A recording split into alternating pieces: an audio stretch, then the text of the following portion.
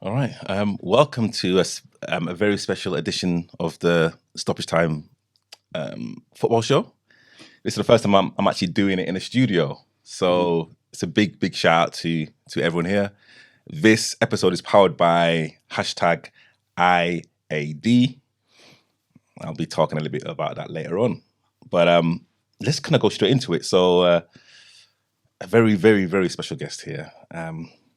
Managing Director of UTCAI,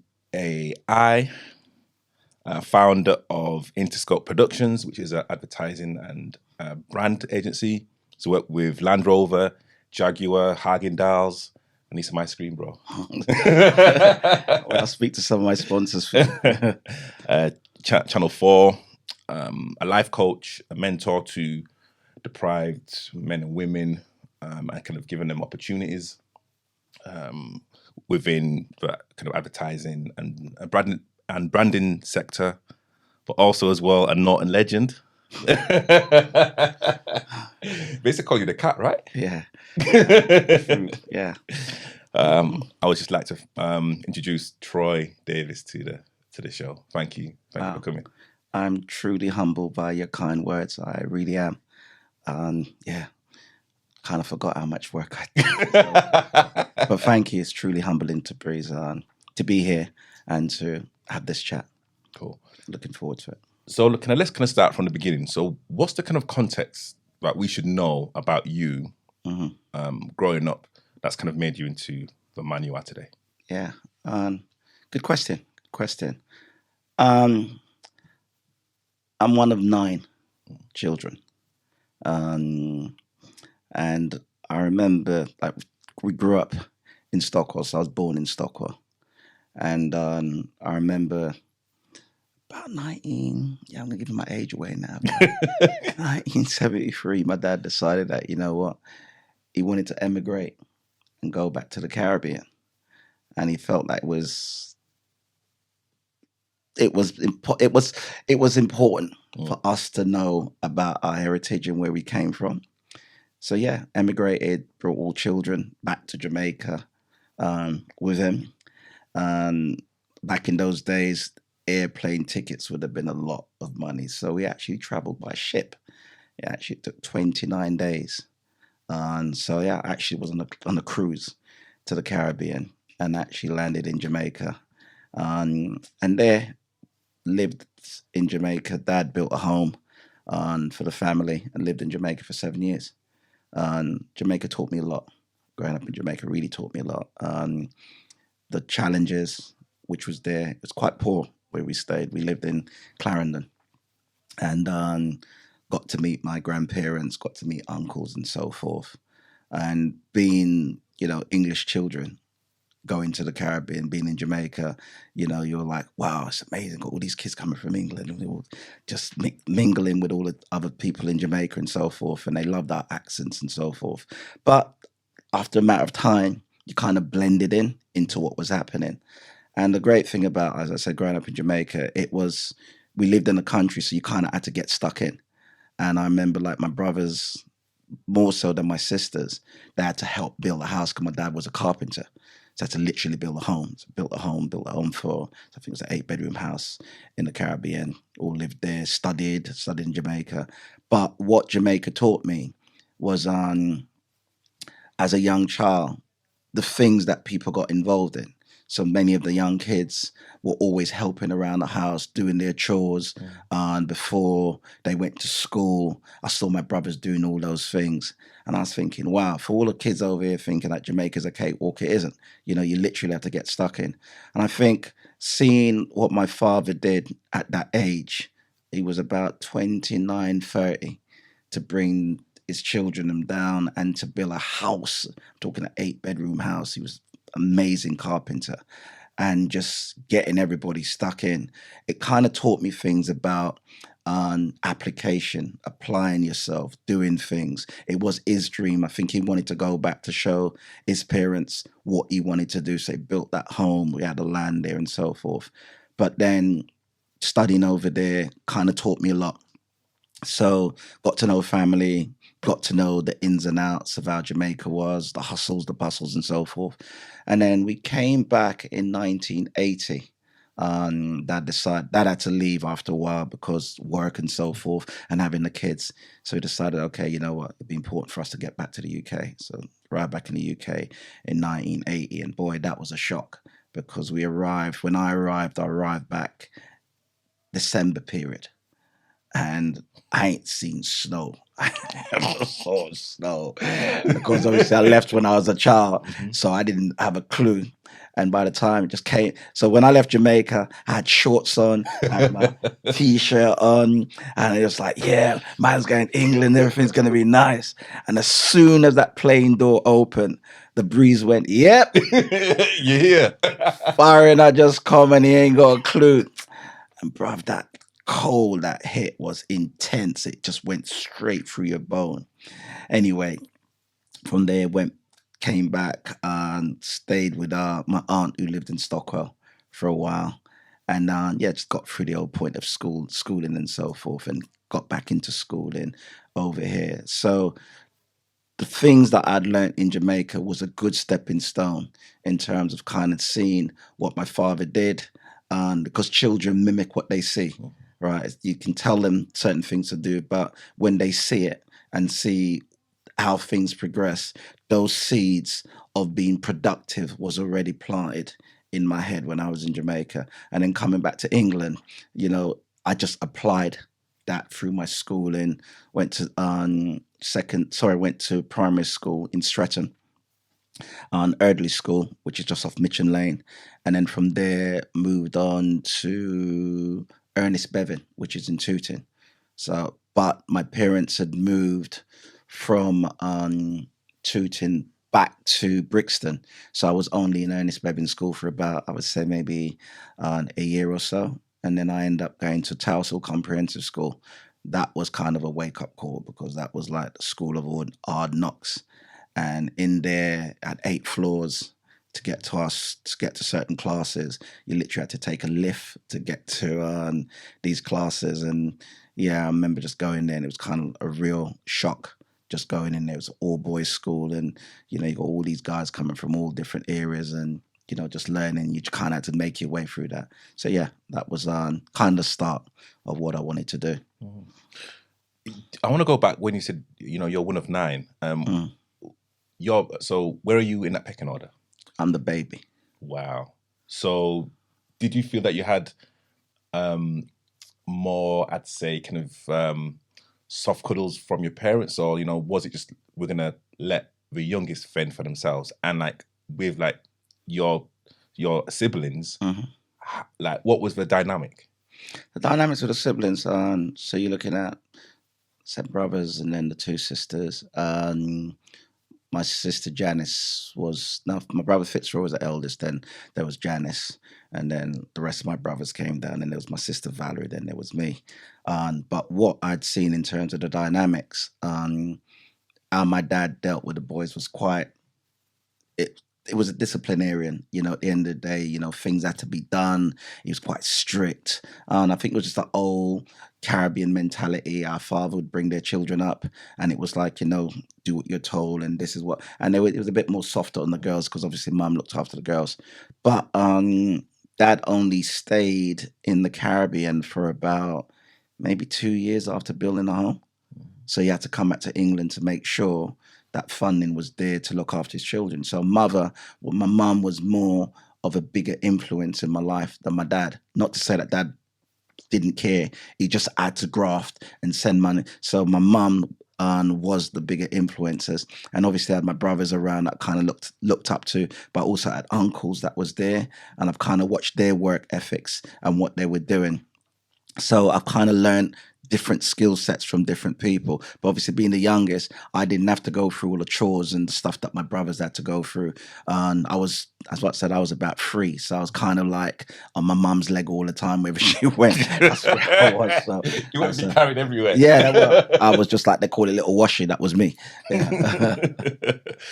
So you kind of came back to England in 1980. And again, correct me if I'm wrong, because that must have been pretty tough. Yeah. It was it was an era where, you know, black people, black men were not looked upon as leaders. Yeah. So with your schooling, how did your teachers approach you, and literally again, how important was education to you? Because again, like the you know, amount of accolades that you have now, you know, like it must have been pretty tough, but also you like must have had some sort of focus and vision. Yeah, I think when you came in the 80s, the challenges were there. You know, you had the Teddy Boys, you had the National Front. You know, those things were there in the 80s, were quite prominent. I was young, I wouldn't have really kind of known that. Obviously, as I got older, you kind of get that more. But in terms of schooling, school did the best that they possibly could at the time. When I was in Jamaica, I just went through the rigmarole of learning what you had to learn in terms of school. But coming over here in the UK, just did the basic stuff that they taught you in primary school. And then from there, I moved on to Ernest Bevin. And I literally had to catch up quite a bit when I was in the UK, because obviously the schooling, not knocking the school in Jamaica at the time, it was just, I wasn't, from an academia point of view, be able to pick up things that easily. So I had to kind of relearn when I came in the UK, and that's how kind of that grew. And then obviously when I went to Ernest Bevin School, remember I've kind of moved schools quite sporadically. You're talking from being in Jamaica, coming to the UK at early school, going to Ernest Bevin, only there for a year, and then from there moved to Towsall School. And Towsall School was just a different animal, because again, being in a comprehensive school, it's all boys. It was more about just navigating through this, because it was tough. It was like the school of hard knocks. And the main thing is like, how do I survive through that? I had some amazing teachers, so I need to talk about that. So I had a guy called Chris Owen, who was my head of year, white guy, really influential in my life, was amazing. God rest his soul now. But Chris was a fantastic teacher. I had people like Mr. Hettian, we had a black headmaster, Mr. Noble. We had some really good teachers. Mr. Towers, I can go on, there's amazing teachers who were awesome to me and did a lot of great work in terms of what I wanted to do. Another great teacher was Mr. Wright, who saw my ability in football. And basically, it was crazy actually how the football thing had started, because when I came over here and it being so cold, the first time we played football in the grass, I just wasn't used to that weather. Wearing shorts, couldn't kick a ball, didn't have a clue what to do. It was mad, honestly. It was so cold. And then what I decided to do, I looked at the goalkeeper and I thought, wow, this guy could wear a hat. This guy had gloves. He had tracksuit bottoms. He had everything that he wanted. And I thought, can I go in that position? God stands as my witness. That's how I became a goalkeeper, because it was so cold. I wasn't really good on the pitch, and I thought diving around, I'd be fine, I'll be warm.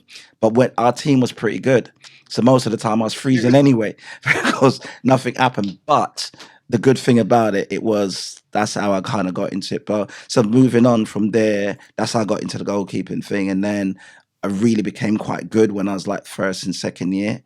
And then by the third year, I was playing for South London, and then I got selected for Inner London, which was kind of like one step away from moving up to England.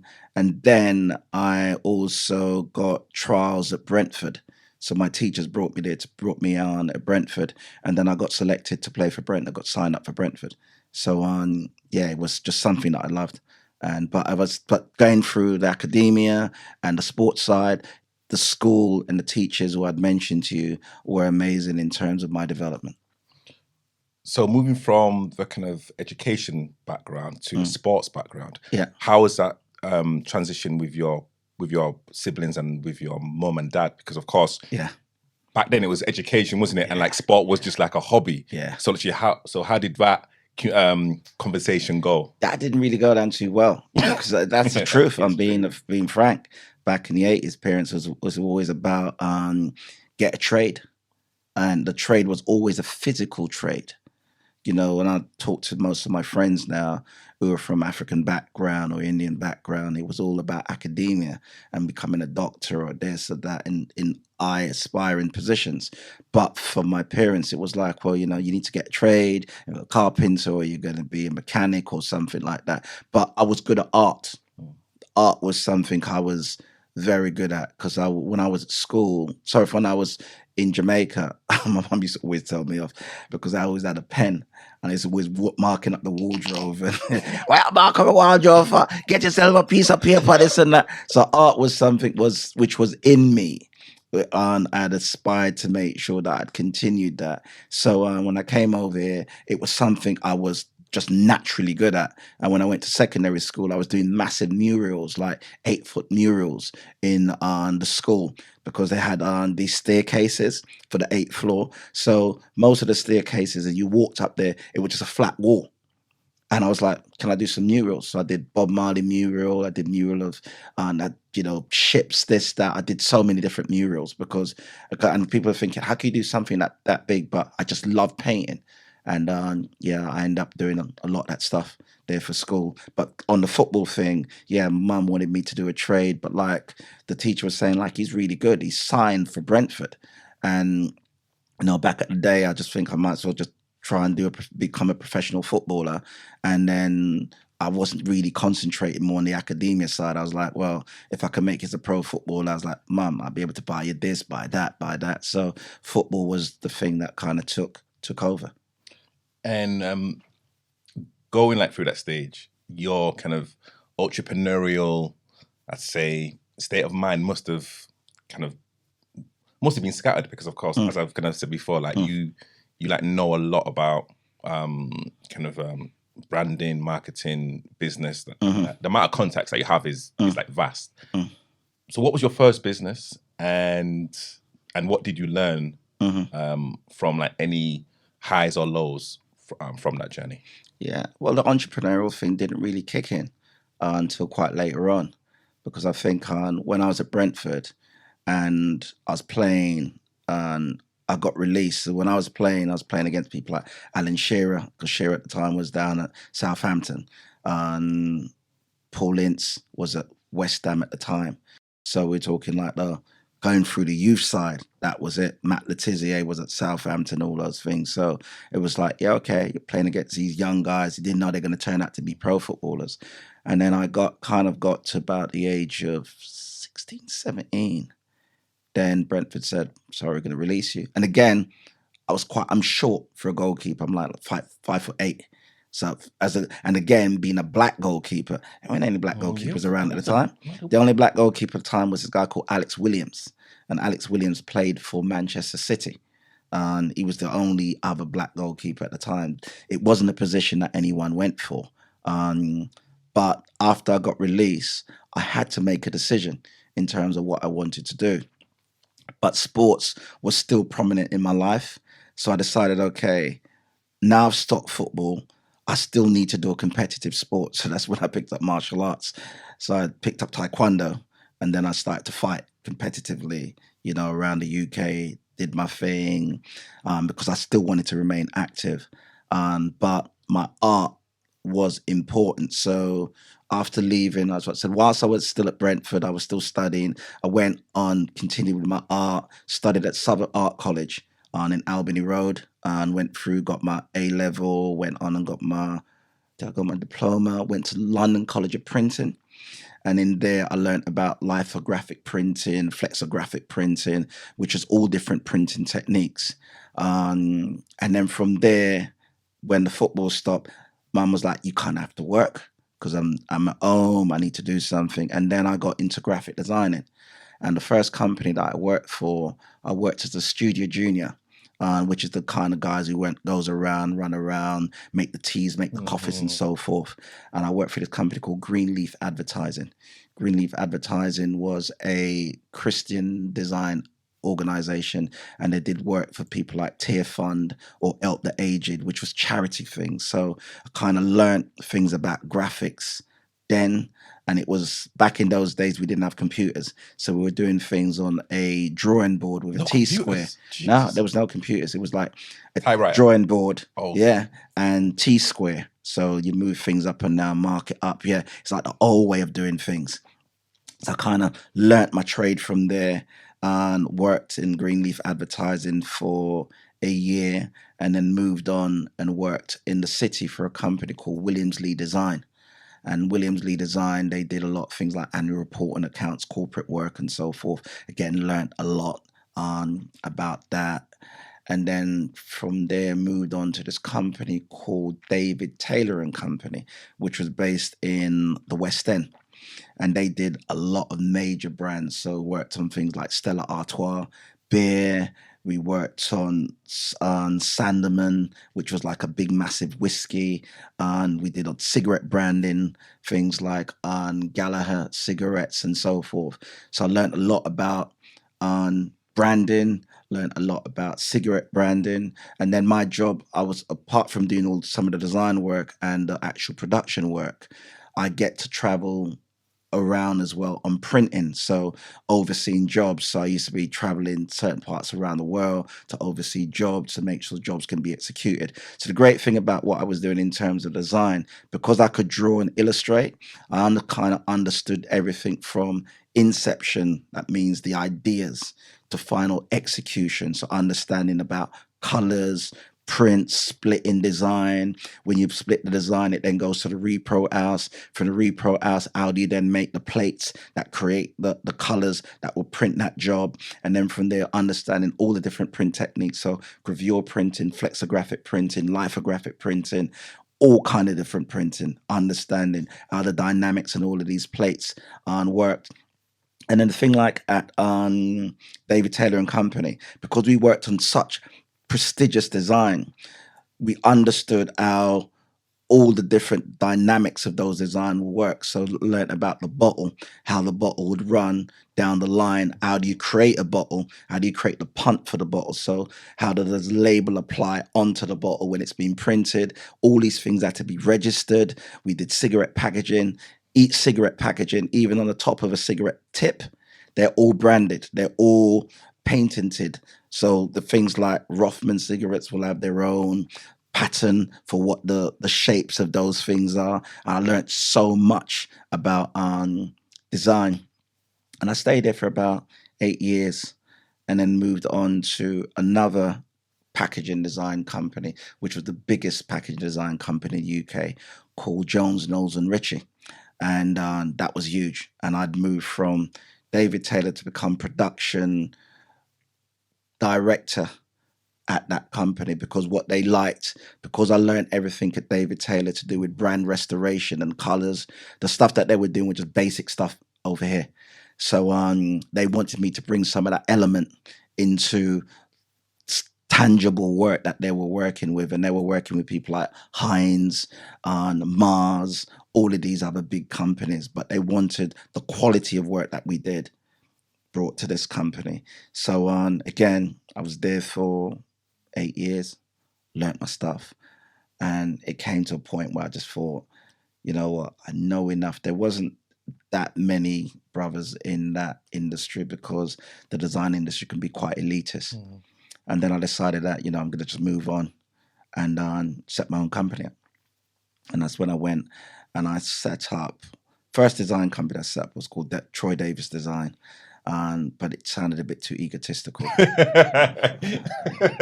So after 6 months, I decided, kind of get rid of that one. And then I just thought, okay, let's think about what were you good at? And I was like, I'm good at production. I'm good at building production work. So then that's when I decided, okay, let's come up with a name. And then I thought, okay, the company needs to be an international company, and it needs to be about what I do. So that's where Interscope came in, because it's like Interscope, scoping for production work. So it was called Interscope Productions Limited, and I built that company from there. And it was going to be about packaging design, branding, all the execution, all the stuff that I was doing. So I built that. And then from there, I kind of knew then I was kind of this sort of person who's just full with energy and fire. And my passion was that you need to be the architect of your own destiny. Mm. You know, you need to control the moves that you make. And that's the reason why I built Interscope. And I just had a passion that at the end of the day, if you want to do something, you literally have to go out there and do it yourself. You know, I didn't want to get to a point in my life that I'd think to myself that I didn't want to be on my deathbed and I've got all these dreams and aspirations just looking over me going, we could have been something and you never did it. And I didn't want to live that. So everything that was always resonated in my head, I was like, all I need to do is to apply myself and go out there and do what I need to do. And yeah, I'm jumping off a mountain. I'm doing it without a parachute. I'm going to hit stones on the way down. But, you know, eventually I'll be fine. I'll be able to fly.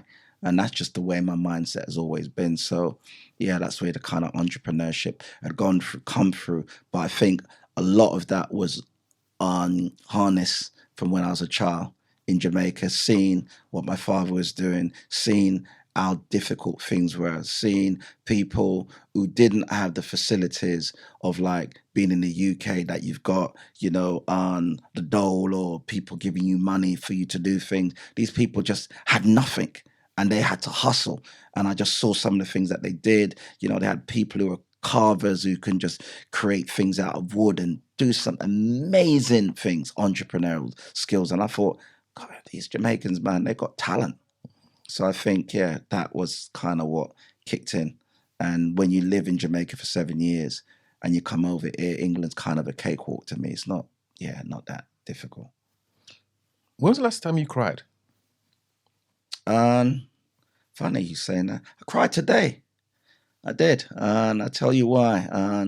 We played a game of football and it was kind of challenging because we were the team that we played against, because we should have won the game. But one of my players that I kind of really get on well with kind of lost it.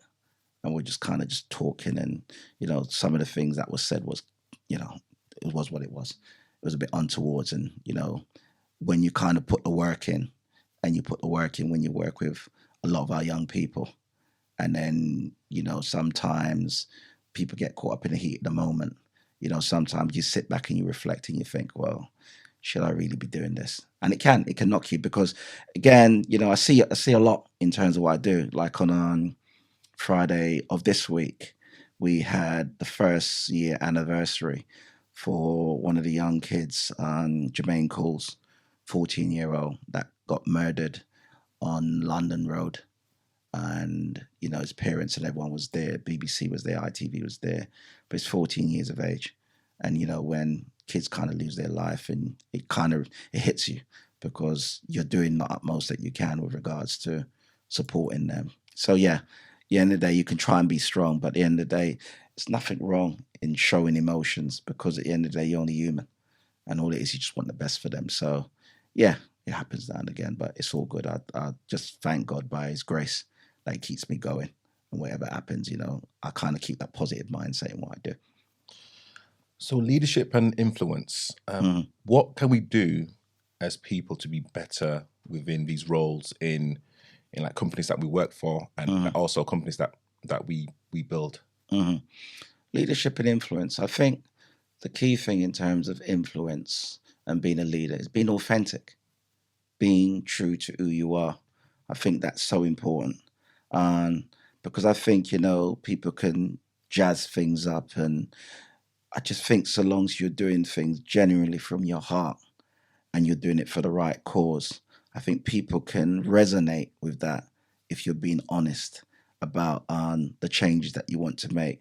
I think also being a black guy in a country where it can be quite difficult because a leader, you can influence people in a positive way or a negative way. And I think most of the difficulty that most of our kids have is what do they perceive a leader to be? And some of the narrative that's been shown about our leaders sometimes can be quite negative. And also, there is not enough representation of our leaders around, especially for our young black boys. So, whilst you're in that position, it comes with a lot of responsibility. But at the end of the day, it's about, you know, being authentic, being honest to a lot of these children, explain to them that the challenges are out there, but anything is attainable if you believe. I always use the analogy when you and I talk, or talk to kids. I always say, like, a seed, it's got so much potential because the actual manufacturer who made that seed knows the potential in that seed.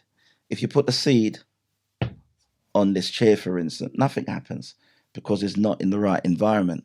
But you put it in fertile ground and you nurture it, it will bear fruits. So what I'm saying is, as a leader, it's about, we all have the ability within ourselves because the manufacturers made all of us. The point is, what does people perceive as success? Success is already within you, but what you need to do is for you to attain it by not being fearful, by being able to follow your dreams and realize the greatness within you by not being afraid. What's fear? Is false evidence appearing real. It isn't real. At the end of the day, the challenges are going to be there, but you just got to believe in yourself, because in anything that you create, like, it's a child. If you have a child, you don't give up on the child. Everything that he wants to do, if it's crying, you understand it's a part of the process. You got to keep nurturing it. You got to keep doing it. And it's the same thing that's within you.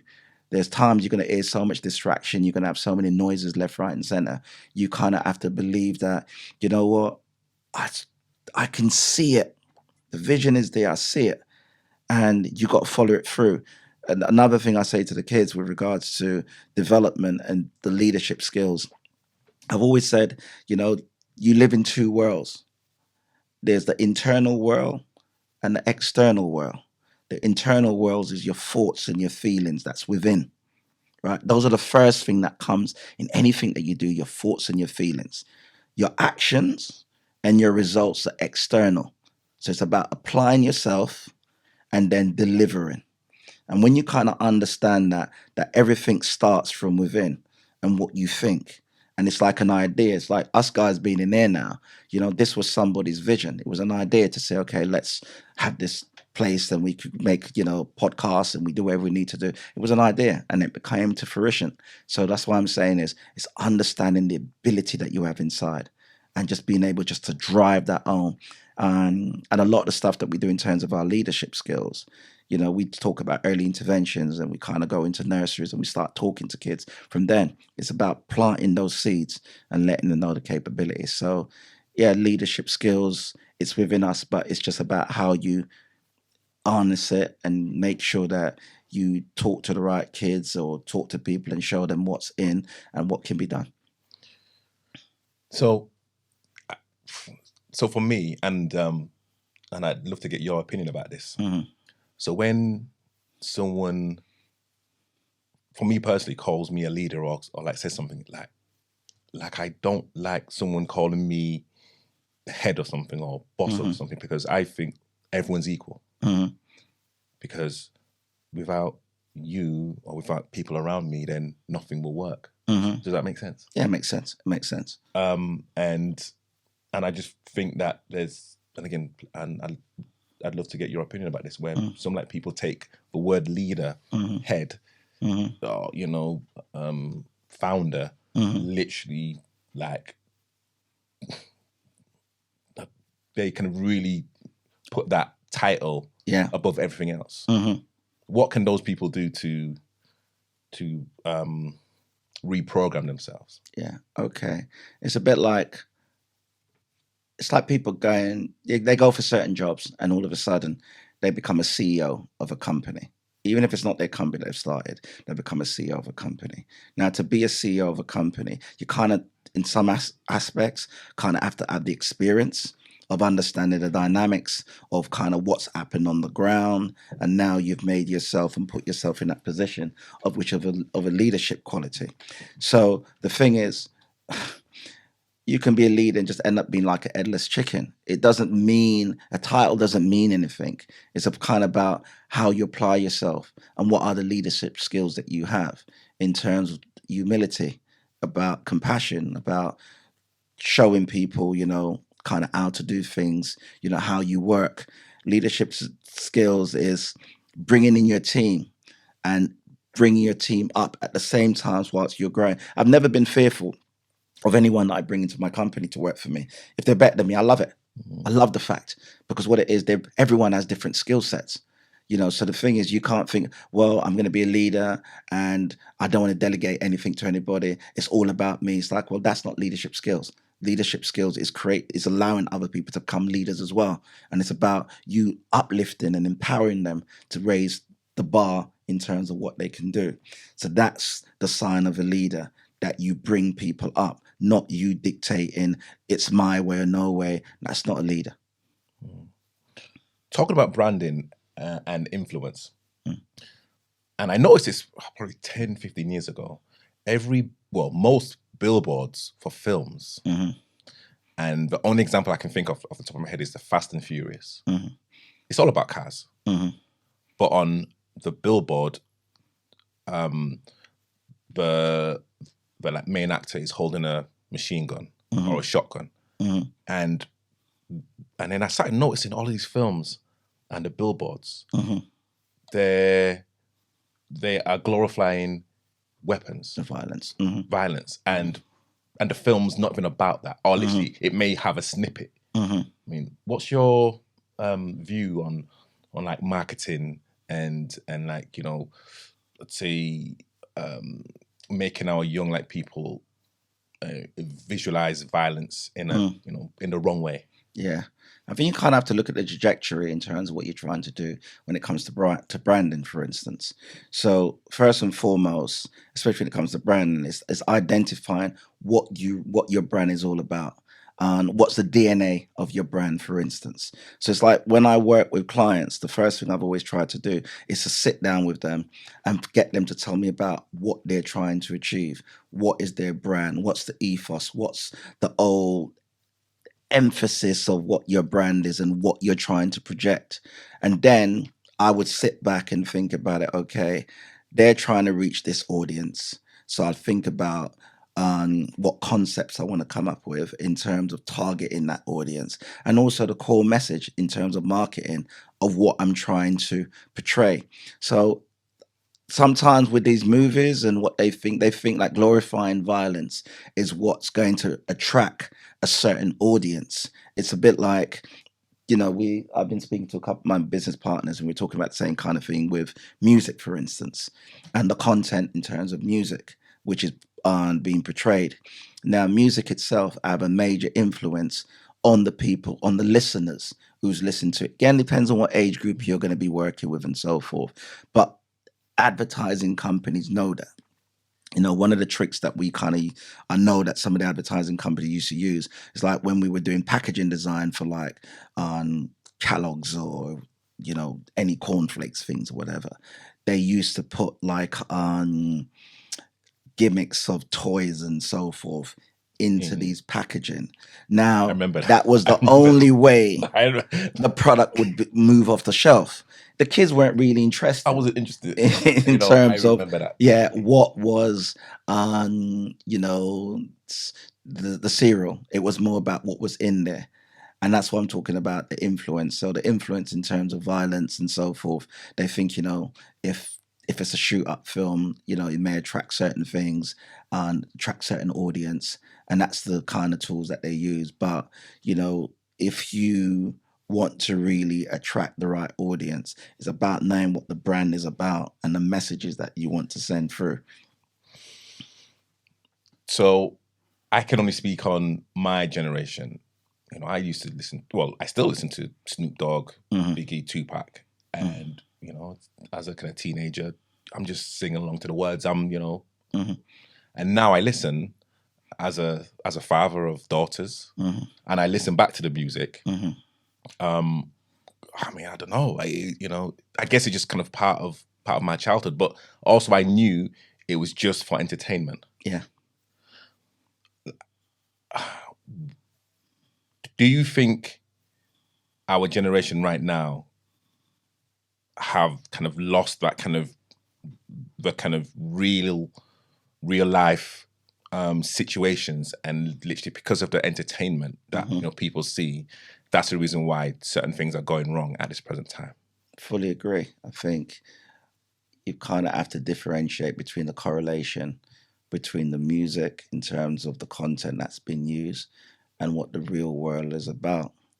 And I think some of the main cause of the problem is that children have been exposed to too much too quickly. So we look at the advent, for instance, of social media, and parents thinking, you know what, little Johnny needs a new iPhone this or an iPhone that because their friends have got it. And kids, I heard someone said it once, you can kind of negotiate with terrorists, but you can't negotiate with kids. Because when kids want things, it is what it is. It's a no-brainer. I know it sounds a bit bad, but it's sometimes very much like that. And because sometimes with parents as well, they'll reminisce on when they were those kids' age, and they'll think about the things that they hadn't attained or hadn't received. And their mindset is like, well, my parents didn't give me that when I was young, so I need to give it to my children because I don't want them to go through what I went through. So you then start kind of spoiling your children in terms of what you're giving them. And now you're giving them all these gadgets to play with. They're now exposed to all this different information, content, music, and so forth. And I remember having this conversation with quite a few people, and they used to say to me, do you think kids playing shoot up game is going to influence in them anyway? It's just a game they can do. I said, yes, it does. Yes, it does influence them. I'm a grown man. I don't watch horror food movies now. I don't watch him. I don't watch horror movies because if I watch horror movies, it implants something on my mind. So okay, so you're like telling me that you never listened to any profanity when like you was growing No, up? of course I'd be lying to you if I said I didn't. I wouldn't be. I'd be lying to you if I said I didn't. But now I'm older and I'm wiser. I know that it does have an influence. There's some of the companies that I work with in when we talk about branding and we talk about music. And there's one of the companies that I work with called Study Track. And they're an amazing company in terms of what they're doing. I'm not throwing a plug out there, but they're the amazing company, what they do. And what they do, they use music in terms of helping children with academia. So they'll get rappers to start rapping about maths or English or science and this and that. But the methodology of our doing it, children will learn easier. So it's no different with them listening to music. I can list there's many kids out there will earn certain tune. They're like 3 or 4, and they know all the words. They can spit the words out because the influence of music is so important. People learn a lot quicker. So it's no different in terms of some of the content that's going to be pushed out there. If it's going to be, God forbid, talk about shanking this and doing that and blah, blah, blah. Kids are going to think, is this real? Some of these kids are thinking it's ideal. But also, another thing which I've kind of have to fight against is that you've got a lot of these companies who enable these youngsters coming and giving them crazy music contract, 500,000, £100,000 because they've gone onto your YouTube channel and see how much views you've got. And as far as I'm concerned, we need to sign an artist up. And knowing for a fact that, this makes money. But the whole point is you pushing that out there. It's about the impact that it has on our youngsters who believes that and carry that mindset. And all of a sudden, they're doing crazy things on the road. And the reason, because you're going to have to break it down to another level, because you're giving these kids these contracts. They automatically think, I'm making money. The music at the end of the day will influence girls around this and that. And to be quite frank, all these kids are interested in is money. That's all they're driven by. It's money. And if I'm going to be there pushing this track, and this track is going to give me the fame and the fortune and the money, they don't care about what content they push out. But the people who are older and have that responsibility, they need to think about the influence this music is having on most of our younger generation. And it's for us to say this is unacceptable. So this is why certain things, as a parent, if you've got your child and they listen to certain things, hey, listen to that. I don't want you to listen to this. We have a strong say in terms of the buying power of our children and what they're doing. If we kick up certain noise and this is not what we want, we got to be able to talk about it. As parents, we've got to be, petitioning all these big record companies and saying this is unacceptable. kids talking about shanking, the degradement of what they do to women, talk about women and so forth. No, those things are not on. So I think at the end of the day, wherever we got that voice, we need to be vocal because it does have a major impact on our children. On a positive note, artists like Skepta, Jamie, Stormzy and Dave, I kind of put them in like the bracket. They are like promoting Black excellence. Correct. In being independent, doing it on your own, and they are hitting a different generation, even like the older generation that didn't have the knowledge, of like certain information. What can we do to be promoting those artists, those people, and not only just in the entertainment business, people like yourself and like people in this room who are doing amazing things that we don't really champion. I think at the end of the day, things like you're doing now, podcasts, there is enough platforms out there. You got Facebook, you got YouTube, you got Instagram. These are free platforms for us to utilize the skill sets that we have and push things out there. Going back to you, Tabriz, and I've just, as I said to you, truly humbled by some of the stuff that you're doing, the amateur football stuff. You've utilized those platforms to get that message out there. So the thing is, we didn't have those tools when we were younger. People were giving out, little flyers to this rave and that, CDs. And it was just word of mouth and CDs, this, that. You now have a digital platform to be able to utilize and push good content that's out there. It doesn't have to always be negativity because people think that negativity sells. And I know when you're working with big record companies, as far as they're concerned, they don't want to hear the cultural music, they don't want to hear the empowering music, but it doesn't stop, people like Ye, people like Stormzy, who's out there doing their things and said, I don't want to have profanity if I don't want to use that. At the end of the day, there are artists out there, there's some artists going to be still trying to do balance, we'll still do the grime music for that audience or do something completely different. It's down to us in terms of utilizing a platform and talking about Black excellence and talking about the things that the children are doing, because the media has a responsibility. And I've seen it through other work that I've been doing, that the negative connotations of what young Black boys are doing, and it's a knife culture, and this poverty is poverty. Crime is crime. You can move to certain parts around in England and, the knife crime is happening. White boys are killing white boys, black guys are killing black guys, Afghan, whatever culture it is. It's just crime and it's poverty and it's happening. So we need to break down that narrative that at the end of the day, all Black guys are doing is killing each other, because there's some amazing young people out there that's doing phenomenal work. And if you look at the percentage in terms of the crime, it's a really small percentage, but the media, put a magnifying glass on that sector, and that's what they constantly push. I do this, as I said, the community work, and most of the time is if they ever want to interview on our organization or organizations that's in the local community, it's all about, oh, another kid has died. Oh, can we do an interview on knife crime? And I'm tired of it.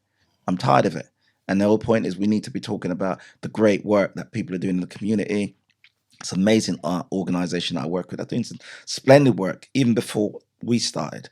So yeah, we just need to champion the positivity that's happening out there. And I think if the kids hear that more and see more of what can be achieved, then we'll be creating better society for people to feel safe in. We all have a responsibility about our community, and our community many times is not safe.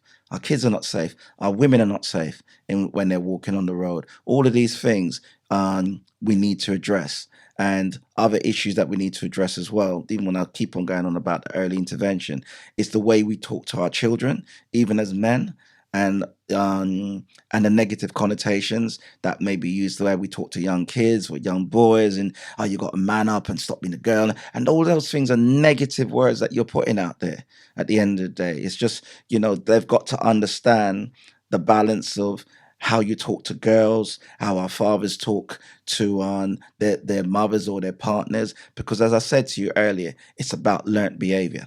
And if children see certain things and they believe that this is acceptable, then that's exactly what they're going to do. If they're seeing certain things through social media and the language and the tone and this and that, they're going to think this is acceptable because that's what they see. And until we kind of start tackling these things, then nothing really changes. But we all have a responsibility. Like I said, it takes a village to train a child. So it's all of us got to make sure that we just try to put the right information out there to support and encourage our kids.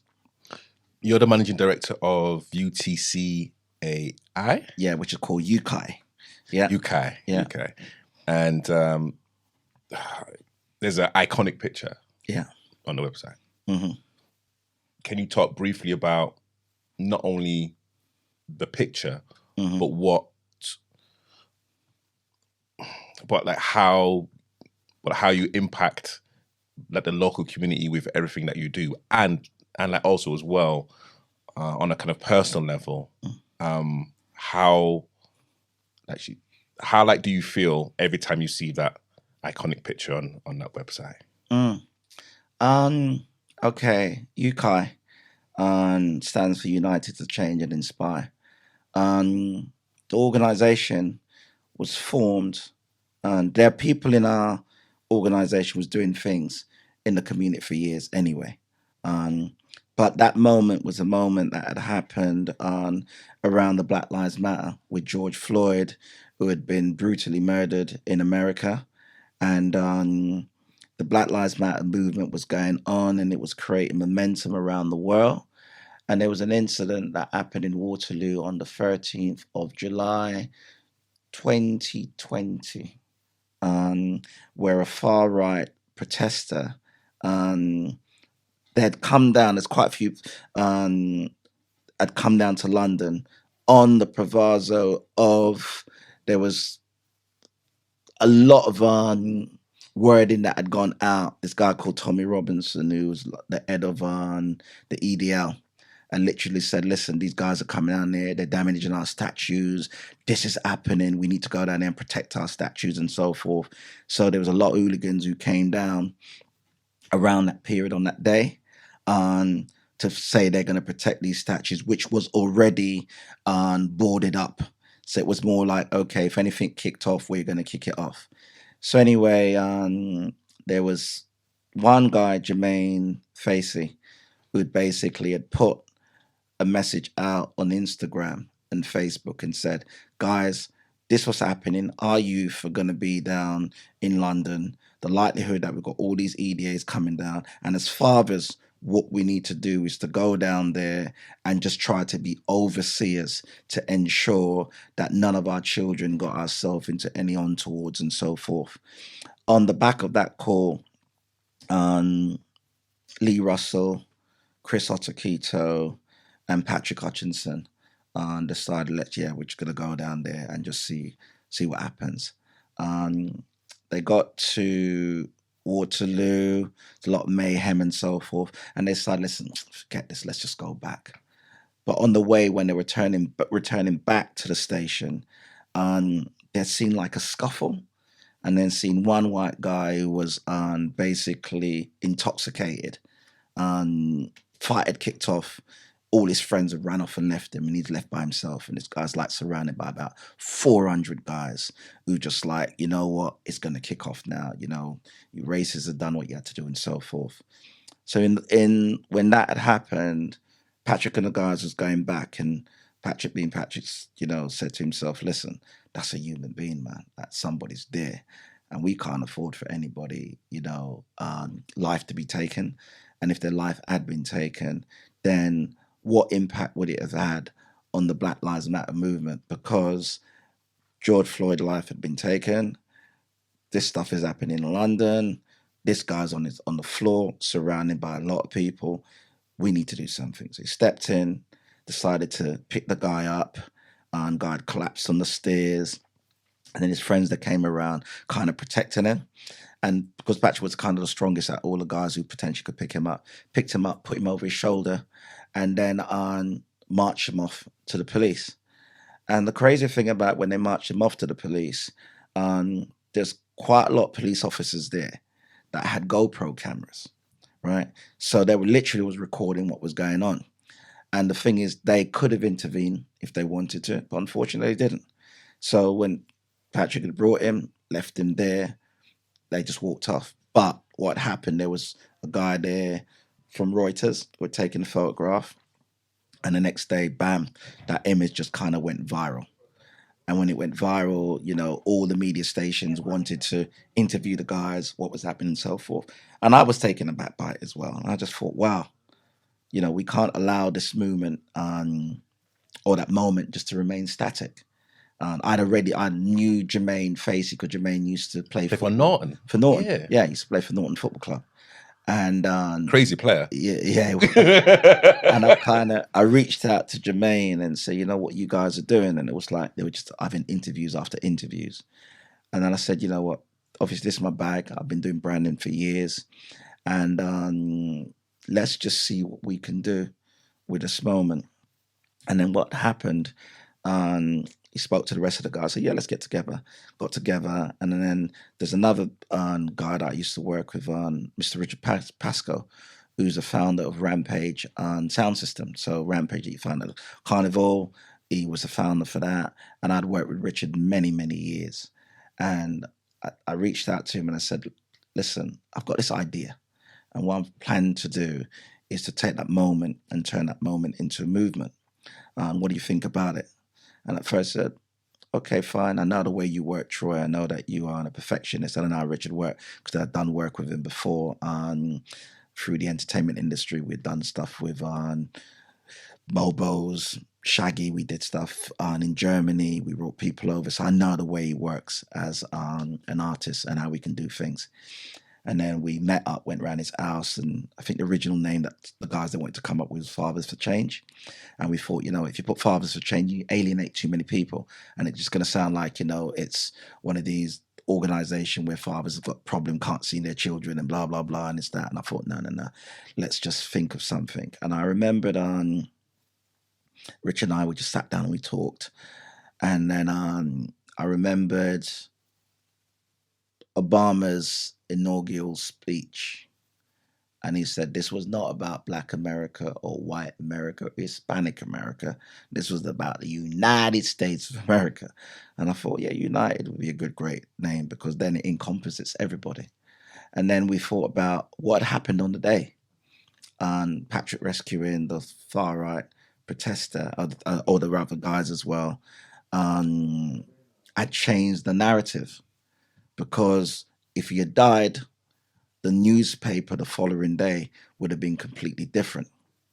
And then we thought, okay, because the narrative was changed, what do we want to do afterwards? And the next step was we wanted to inspire our next generation. So hence the reason UKI was created, and the acronym is UKI, United to Change and Inspire. And that's how UKI came about. And I decided, we came with several ideas because I've been doing branding in terms of what the logos was going to be. Originally, I had the logos with all the guys on there and so forth. And I thought, it's not a strong enough image. The image of him carrying the guy would be a strong enough image. And that was the image that we decided to use as the branding, because instantly you've used that image as the branding, it's instantly recognizable. And within time, you could remove the word Yukai. It would then become like the night tick. All of a sudden it's like it's correct, it's this and that. So it was when people saw that image, what does that image mean to you? It could mean strength, it could mean brotherhood, it could mean togetherness, it could mean unity, it could mean whatever you need it to be. But it needed to be something that where we're addressing the issues on systemic racism. Systemic racism is a societal issue, and it's something that we need to tackle together. And the brand, I understood that the brand stood for that, and it represented that. And that's what I wanted people to see, that even though what happened to George Floyd, we'd made that decision had been made to rescue somebody from a humanitarian point of view. That was important, that, compassion came into this, that somebody's life someone could have lost their life, and that was more important. And sometimes we've gone into schools and schools say, why did you rescue the guy, this and that? And I said, okay, if we hadn't rescued the guy, police had so many cameras around, how many of our black youth would have been charged for murder if he had died? Because guess what? It's like a group, you're all together. It's not one person. We see it all the time. If a young kid get himself into trouble, it's like if it's 20 of you guys, you're all guilty by association. So hence the reason why having the fathers around was important, that they were there to intervene and kind of just encourage, did what they did, and just tell some of our youngsters kind of just try and hold it down, even though it was, a traumatic time, and, it was heated, and there's a lot of stuff which was going on with regards to what black people are going through. And those challenges are still there. But like I said, hopefully our organization that we've put together, and the work that we're doing, which opens up so many doors, we'll just try and make a change. Because again, as I said, it's a collective that needs to tackle this issue. And our strap line, when that happened, I think Patrick had thought about it at the time, and he said, it's everyone versus the racists. And then we kind of changed the wording slightly, and it's like everybody versus racism. So that's a strap line. So it just takes everybody to try and tackle that issue. Talking about togetherness and passion, not an FC. You are well branded. I was thinking about what brand do I wear today. And when I think about it, I mean, again, my journey with Norton, when I first moved to London, Norton was the only team that I joined. So from 18 to 35, I was with Norton. And meeting you, meeting Renard, Bobby, again, like I learned so much. How to, turning up on time, networking, laughing and not take yourself too seriously, but of course on the pitch, making sure that you win your personal battles. Can you talk about Norton from the beginning and where it is now? Because we're looking at over 3 decades, right? Yeah, about 32 years we've been going. It's mad. 32 years. Yeah, the company, Norton Football Club, I think it was formed in 1991, by Trevor Bryan. I think they were called Barracudas before, and they became Norton Football Club, and Trevor used to play for them.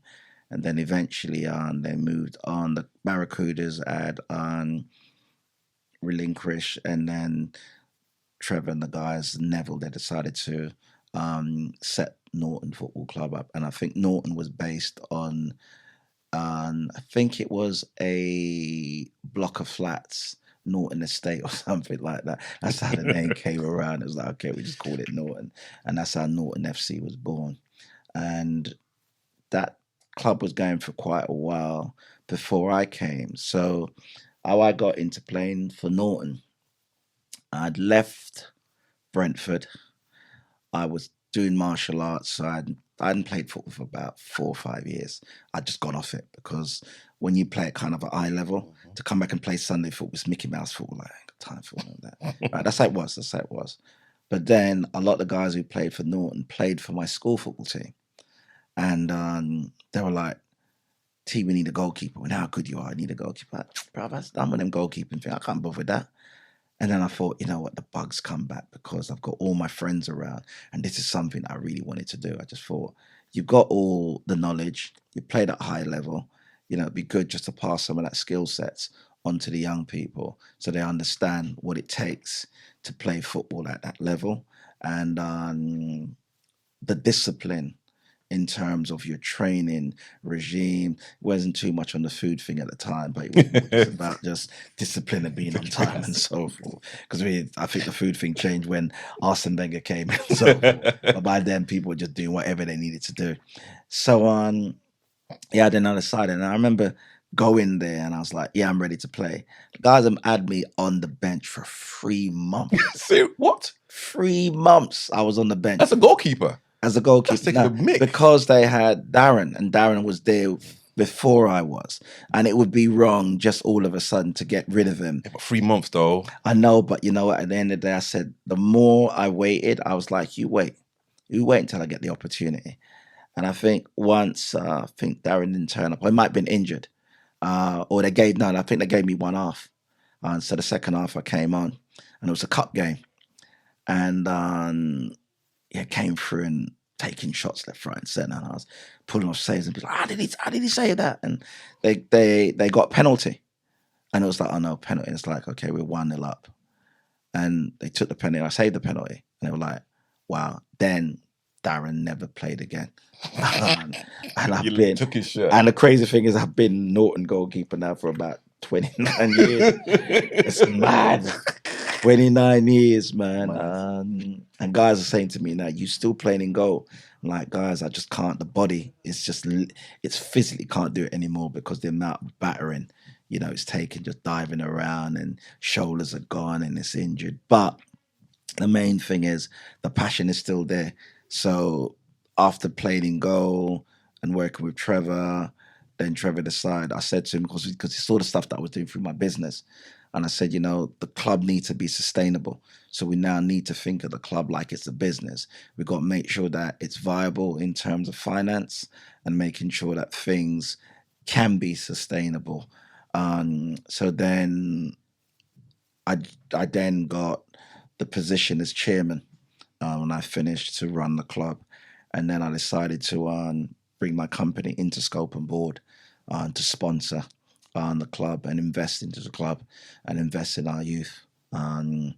Because I see football, like boxing or any other sports, as a vehicle to get these kids off the road and give them a tool.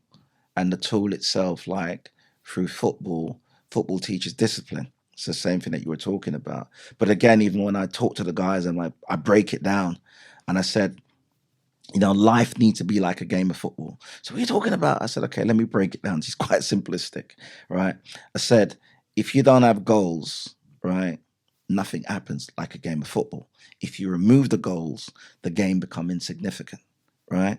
With goals and the game of football, you need a time for the match to be finished. That's why you got 2 halves and you got 90 minutes. So if you are setting goals for yourself with regards to business, you still need to give yourself a time to achieve these things. So if you're building the brand, if you're doing a website, you need to say, okay, by this time, I need to make sure the brand's finished. By this time, my website is up. By this time, I need to making sure that I've got my clients. I need to make sure that everything is set up with regards to it's been registered. What resources do I need to bring on board and so forth. And football's the same. At the end of the day, you've got players that need to be in their positions. You've got your defense, you've got your midfield, you've got your strikers, and your strikers are about putting that ball in the goal. And that's how you got to think about when you're building business. I need to make sure I hit the target. I need to make sure that my goals are met. I need to make sure that I deliver within that time. And you kind of use that structure, and I use that kind of analogy with the young guys about business and trying to be successful in life. At the end of the day, you need to set goals and you need to have aspirations to try to fulfill these things. So, wow. I mean, I'm just trying to break a few things down here. So, and it's kind of funny because when we started to talk about Norton, you said business, and then you had to almost correct yourself and say football club, but then you've gone back to business.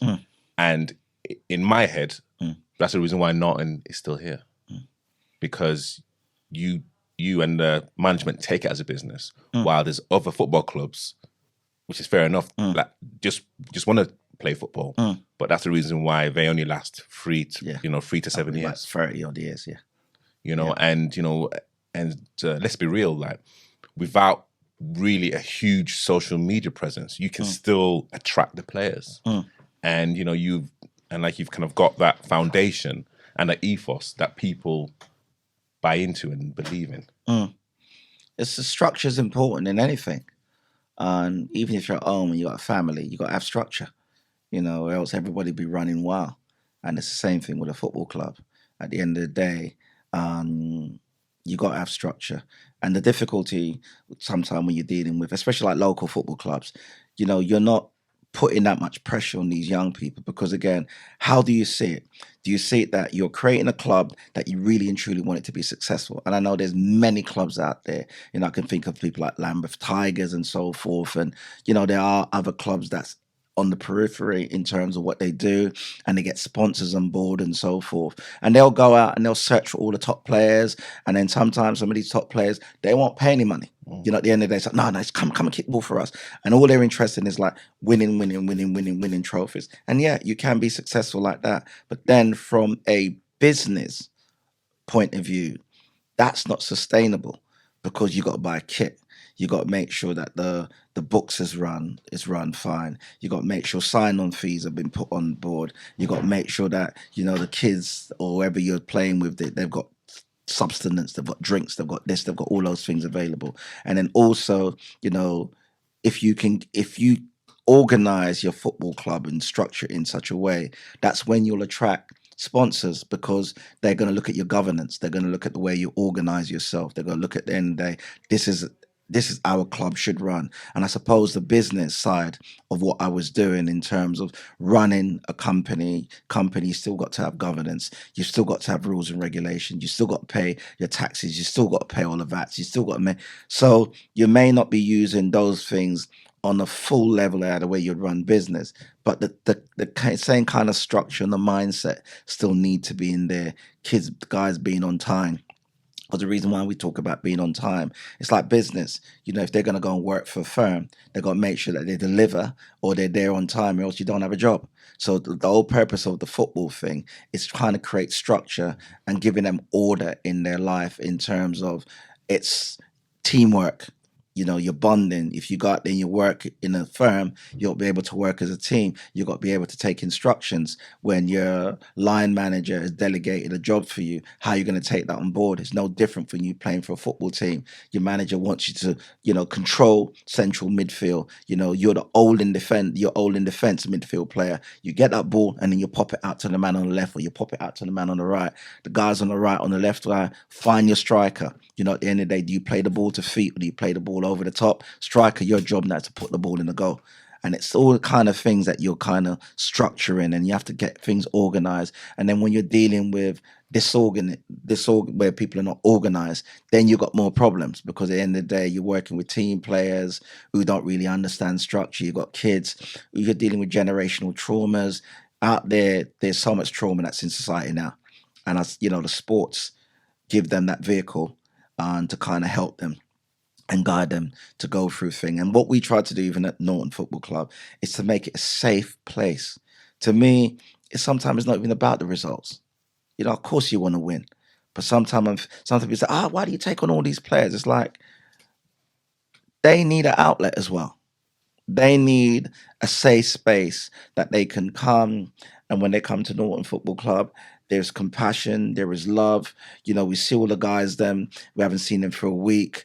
We all greet each other with what's happening, this and that. And there's that bonding and, that comradeship. Those things are important because, you're trying to give them tools to say that, you being around us or being at a club, eventually you're going to have a family, you're going to have this, you're going to have that. How do you keep that bonding amongst your family and amongst your friends? And how do you guide, your children? And some of the guys, they've got young families. And because we're the older heads as well, the football club talks about everything. So there might be like, I'm having problems at home with the mother of my child. How do I deal with the situation? There's guys that's in the club who's old and got children and be able to talk to them and kind of give them the guidance. Don't bite. This is what's reaction's going to be. So it's more than football. It's always been more than football. And that's the reason why I believe that Norton has literally lasted this long for 32 years because it's just not about the football. It's about social care. It's about empowerment. It's about raising the standards on what these young people do. There are guys even at our club where we do mentorship. And there's one guy that I've been mentoring now for about 16 years, and he's done really well. Really proud of him. And he's moved on and never been to college before. Went to college, eventually done well at college. Went to university, passed his degree, moved on from his degree, went on and passed his masters, and now he's thinking he's in the process of trying to do his doctorate. And this is somebody that never went to school before. But that's what I'm talking about, mentoring at 16 years. And because Norton's been going for over 30 odd years, some of these players that now play at Norton, their fathers used to play for Norton. So their children now come through. So it's more than a club. It's kind of, I call it an institution that, we need to keep going. So, I thank God every day. I see it as a blessing. I see it as a gift. And I think that, if we can pass on those blessings and gifts to children and aid them in what they're doing, that's the most important thing. It's about legacy, what you're leaving behind for these young kids. I remember going away on business many, many years ago when I was working at Jones, Knowles and Ritchie as a production director. And I remember we went to Israel. I went to Israel on a print run. And I remember just being there, and I did the job, and I had like 2 days grace for me to go around to Jerusalem and see all the things and so forth. But I was speaking to my counterpart. It was a Jewish guy. I had a really good conversation with him. And I remember he said to me, he said, how do you think, like, guys, how do you think, what do you think about, what do your aspiration and think about the next couple of years? I said, well, me personally, I just think about the next 10 to 15 years of what I want to do, what I want for my kids and so forth. And I remember the conversation he had with me. And I would just shock it. I would just astound. And he said, well, we don't think like that. And I said, well, how do you think? And he said, we think about the next 2,000 to 3,000 years. That's the level of thinking. It was generations after generations, which was a different mindset that I've ever in my life ever thought about. And I thought, wow. And I thought to myself, if we need to come together as people, we need to be thinking about generations after generations in terms of the precedents and the tools that we set now for our kids. And we have a responsibility, because I keep on drilling on when I mentor to most of our young black boys that we are our ancestors' dreams. When they were going through their challenges many hundred years ago, they were wishing for a better life for us. And now we are in this position. We have the baton that we have to carry, and we have to continue to carry that flame to make sure that the generations and the generations after us live in a better place, that they don't have to be dealing with systemic racism now. They don't have to be dealing with all the brutality that goes through police stop and search and all the issues like that. And we have a voice, and we have to be vocal in what we're doing. And it's not about being submissive. We're talking about a better society for all. And hopefully, the organization that we've set up in terms of UKI puts us in that position where I'm now around the table and I can have conversation with Sir Mark Riley, who is the new police commissioner for the Metropolitan Police, and talk to them about stop and search and what are you doing about the issues in your police force with your officers that's dealing with misogyny and all the issues of how they deal with Black people and racism and how they treat with women and so forth, and be able to have those conversations and saying that, there are generational issues that we've been having with the Metropolitan Police over many years, and how do we tackle those issues? And then go into schools and looking at schools, going into places like Eton, having a conversation to say, well, okay, what bursaries can be done for young kids, Black kids of excellence? What opportunities will they get to go into places like this? If it's private schools, there's another amazing school that we work with, ACS International, and they're brilliant. Recently we did a major event where we hired Fort Park for the day, and we did a STEAM event, which is science, technology, engineering, arts, and maths for 10,000 children. And it was amazing. And, our organization managed to get 3,000 children to go from around, from our kind of areas, pan London, to be able to go where these opportunities wouldn't happen before. So it's important to open up these doors, have these dialogues, and do things as a collective to see how we can break down these barriers. Because most of these children that's going to be in the private schools, they're going to be influencers, they're going to be people in serious positions later on. And if they can get the understanding or trajectory of what most children from disadvantaged background go through, they may be able to have more of an understanding as they get older and feel to themselves that, you know what, we just need to make this world a better place. My biggest, well, I won't call it biggest regret. And I don't know if you can remember this. So Norton had two teams, Saturdays and Sundays. Mm-hmm. And I played and managed the Saturday team. Mm-hmm. And it was myself, yourself, and there was other members of Yeah. the management that we'd come over to your house Mm-hmm. and we'd sit down Yeah. and we'll talk about certain things. Certain discussions got pretty frosty. Yeah. I remember those conversations. Remember those conversations? Yeah. Mm-hmm. And there was just like it was like a lot of tension. Mm-hmm. There was a lot of tension. I mean, what can you remember about those conversations? Mm-hmm. And like, what was your feeling towards? Yeah, I'd say the Saturday team. Mm-hmm. You know, to myself and to the players. Mm-hmm. I think, again, when you run a club, and it's through the early stages where you're trying to expand. And remember, we had a Saturday team and we had a Sunday team. And where the Sunday team would have been a bit more structured, not being disrespectful to the Saturday team, because obviously I was thinking one mindset on the business side and finance and so forth. And that transition, I don't believe had moved over onto the Saturday side. And it was kind of like two different teams doing two different things. And I think addressing a situation like that is important if everybody work in a cohesive way to say, okay, this is how the club should be working. These are rules and regulations in terms of how we need to do things. But because people were doing things in their own way, it caused friction. And I didn't like the friction that was caused, because I believe that the friction could have been dealt with in a more professional manner in how we do things. And I think sometime through that could have just been lack of people understanding our businesses, but also the kind of understanding the respect that we should have for each other in terms of how we talk to each other. Because I think certain times there were strong characters that were in the club, and the mindset, well, is like, you know, my way's the right way or it's the I way, and it shouldn't really be like that.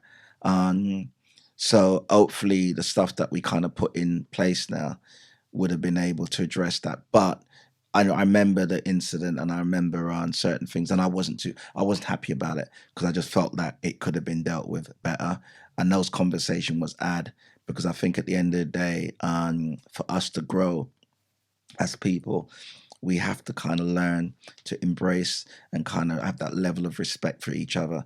And sometimes we're too quick, where we're not tolerant amongst ourselves, but we're tolerant amongst others.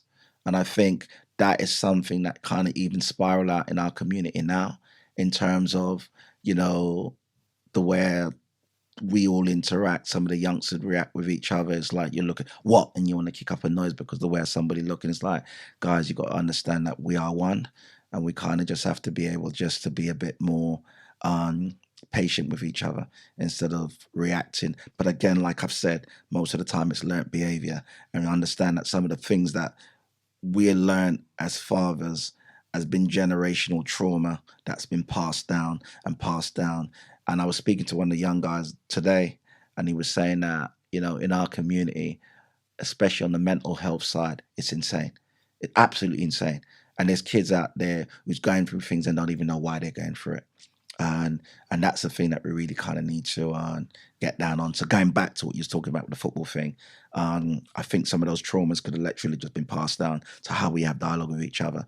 And I think when you kind of learn to identify them, is how you go about addressing it, and just try and addressing it in a more kind of understanding point of view. But it's something that needs to be worked on, because it can't just happen overnight.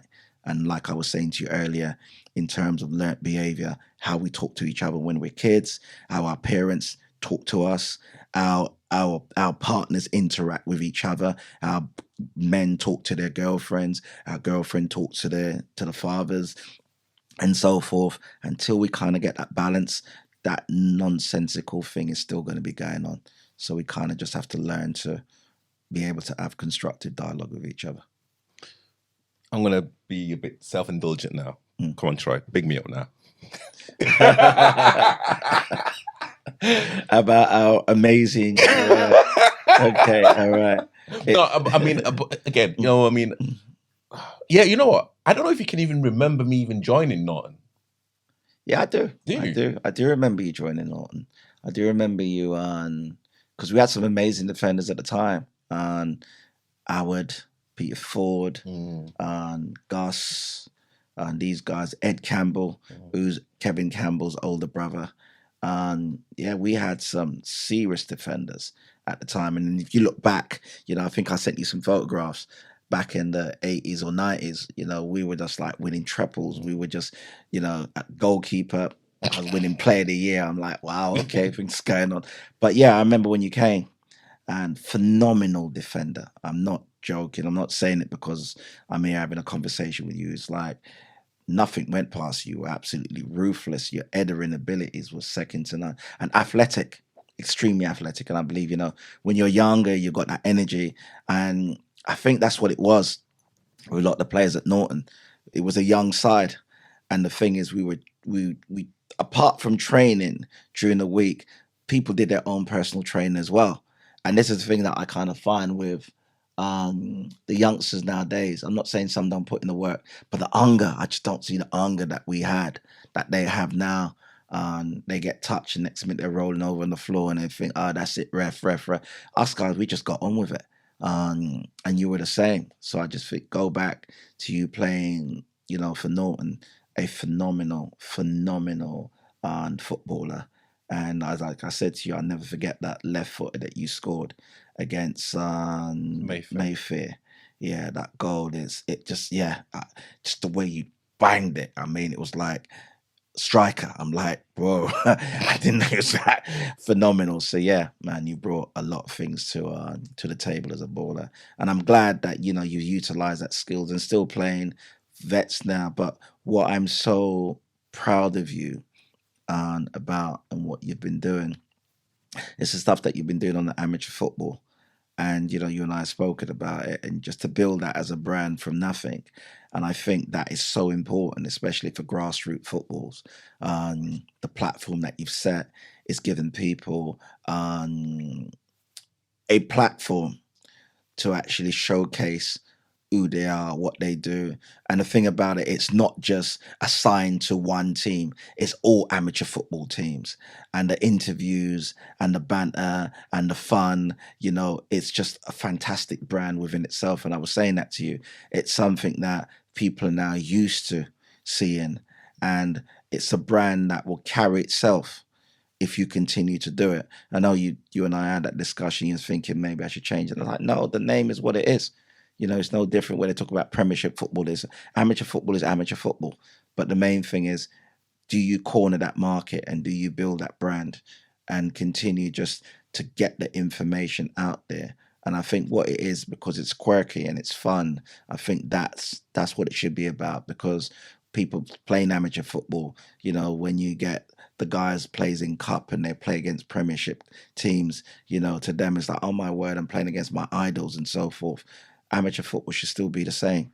That, you know, these guys, like when we went out today, we played a team that's 2 divisions above us. We should have beaten them. But, you know, at the end of the day, it's like being ready. And I think that your platform gives you that, that trajectory for you to do what you need to do. So I say, yeah, continue doing it. And what's the one word that you want to,